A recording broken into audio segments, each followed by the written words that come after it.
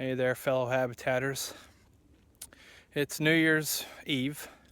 We've got about half hour left of daylight, so I thought I'd share my habitat project that I've been working on here today with you guys.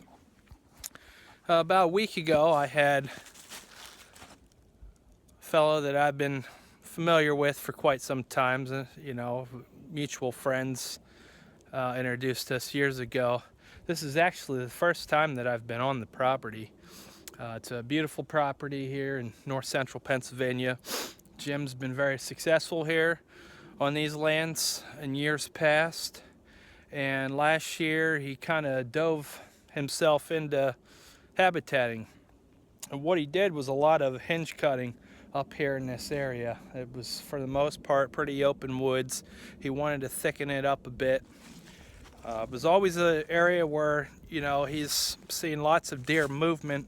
The deer were never quite bedding here, according to him, but he wanted to change all that. So, as you can see here, he did quite a bit of hinge cutting. And we've been here working for about the past 3 hours. And the reason he contacted me is because he did all this hinge cutting and didn't hardly see any deer this year. He called me. He said, "Rick, I don't know what I did. I think I goofed up." He's like, "Can you come over and look at it and tell me where I went wrong?" So we drove up in here, and I took one look around, and I could tell right away what he did. It's not so much that he made it too thick, but he made it too impassable. If you look back in here, you've got huge sections where they're just not able to move through. And he's kind of forcing them down into these tight little funnels, which will work in some areas, but the deer just weren't having it. There's a little scrape on the ground there underneath this dogwood tree. But he's just got huge sections here that he's made impassable to the deer. So we've spent the past 3 hours cutting these lanes in here. There were trees laying all down through here. You couldn't walk through here like this before. Each one of these trees that you see cut up laying on the ground here was laying probably about chest high. Just big enough maybe for a small doe to walk through here. But the problem is, they were laying everywhere. You'd have one cross this way, another one crisscrossed over this way.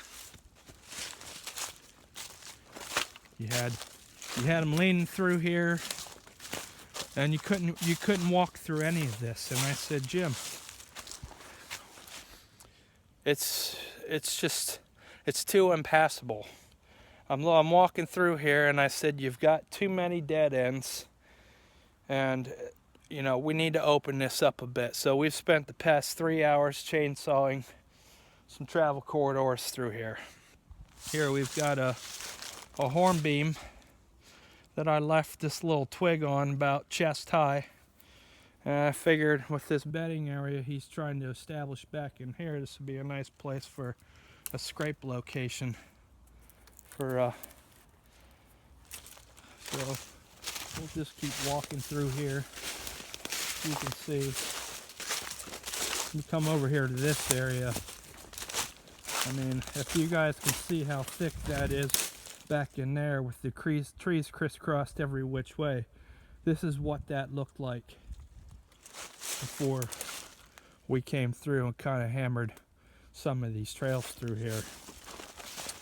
So it's fair to say that Jim got a little ahead of himself when making these hinge cuts.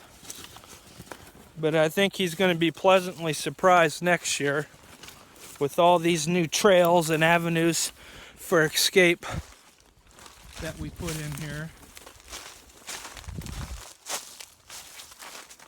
And all these little areas where I'm showing you were previously blocked. I mean, it can happen to any of us if you don't know what you're doing. But I mean, when the number of dead ends exceed the number of possible escape routes, which it clearly did in here, then the deer just aren't going to use it, especially on such a large scale as what Jim had going on here. I mean, he took about 5 acres here and just cut small trees down anywhere from the 5 to 10 inch diameter, and he just had them crisscrossed all over the place in here. No rhyme, no reason. There's a little bed that we made in there. We're gonna come back here maybe a week or two, see if we can find hair in that bed.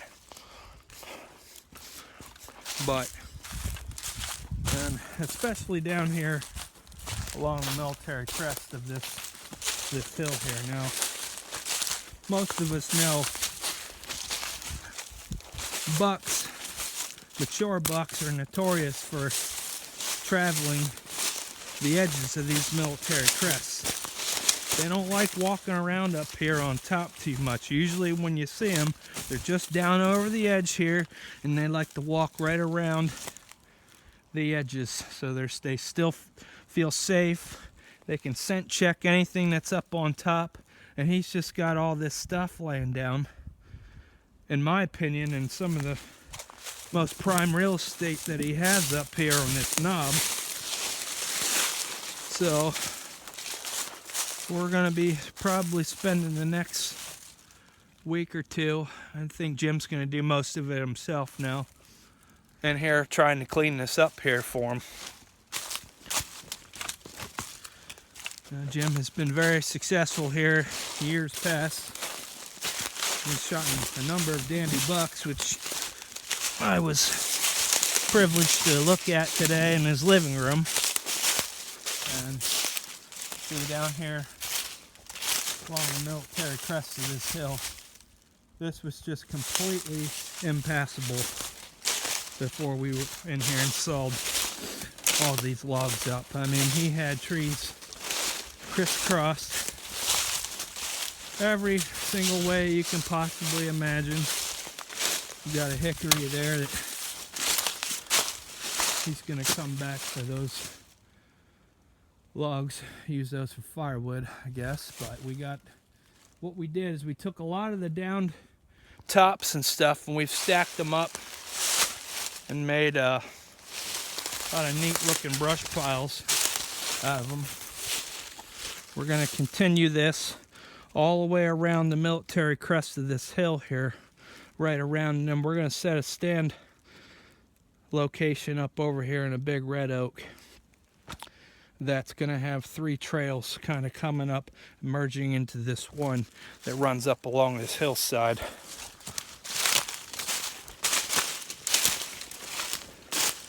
It's easy to get out here. Anyone that has a chainsaw can get out here and do this stuff, guys. But I tell you, it's so easy to screw it up too. You should really have a solid management plan in place before you go doing things like this on such a large scale. I mean, we're talking 5 acres here that he's got logs down, just crisscrossed all over the place. And you know, if I was a deer, I wouldn't want to be in here. It's just too hard to move around, having to jump over this log, duck underneath this one, especially no big buck. I mean, you know, if you got a nice buck with a good set of headgear on him, he's not going to want to come in here and work like this. So I just wanted to share today's little habitat endeavor with you guys. It's starting to get late. My wife and I got pork and sauerkraut cooking. So So I wanted to show you guys one more thing here. He had a, you see if you look through here, I got these brush piles piled up. And I'm telling you, he just had logs crisscrossed all over in here. In fact, you know, I think he would have been much better off if he would have just came in here, taken some of the bigger maple trees in here and dropped them down, gotten rid of the big wood, and just created some little open areas in the canopy. I think he would have been much better off rather than coming in here and crisscrossing those trees like that. Over here he's got a little canopied bedding area with some little birch saplings. They had collapsed in on them. I went in, cut some of the ones out of there and cleaned that up for him. So here we do have a nice little trail moving through this area. So, well, that's about all we got here for today, guys. We'll be back at this here again tomorrow. So, I think he's going to be, next year is going to be a different year here, I can tell you that. I guarantee he's going to see deer in here next year. Alright, guys. Stay safe and Happy New Year's. We'll talk to you later.